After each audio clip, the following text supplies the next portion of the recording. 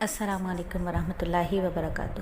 سلیس درس تفسیر کے ایک آیت روز کے اس حلقے میں ایک بار پھر آپ کے ساتھ حاضر ہیں سورہ نازعات کی آیت نمبر 21 کے ساتھ۔ جیسا کہ ہم نے آیت نمبر 20 میں سیکھا کہ حضرت موسیٰ علیہ السلام جب فرعون کی طرف گئے ہیں اور اس کو بڑی نشانیاں دکھائی ہیں، آگے اللہ فرماتے ہیں کہ تو اس نے جھٹلایا اور کہنا نہ مانا، یعنی فرعون نے جھٹلایا اور کہنا نہیں مانا۔ تو اس آیت میں ہمیں کیا مل رہا ہے؟ فرعون کا غرور دکھ رہا ہے۔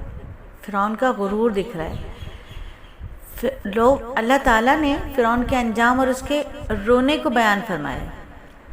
حضرت موسیٰ علیہ السلام نے جب فرعون کو اللہ کی نشانیاں دکھائیں اور حق کی دعوت دی ہے، لیکن فرعون جو ہے وہ واضح معجزات کو ماننے کے بجائے کیا کر رہا ہے؟ جھٹلا رہا ہے۔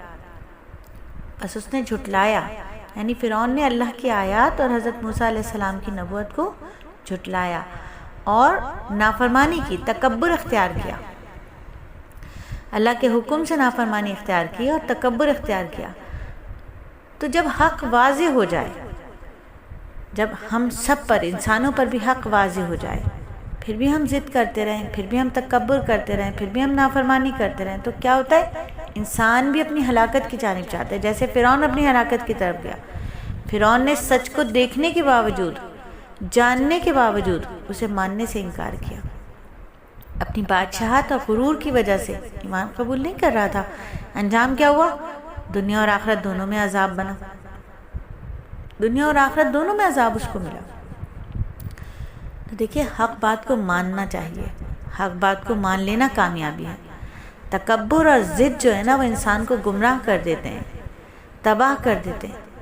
اللہ کی نافرمانی تمام نقصانات کا سبب ہے۔ اللہ کی نافرمانی نہیں ہونی چاہیے۔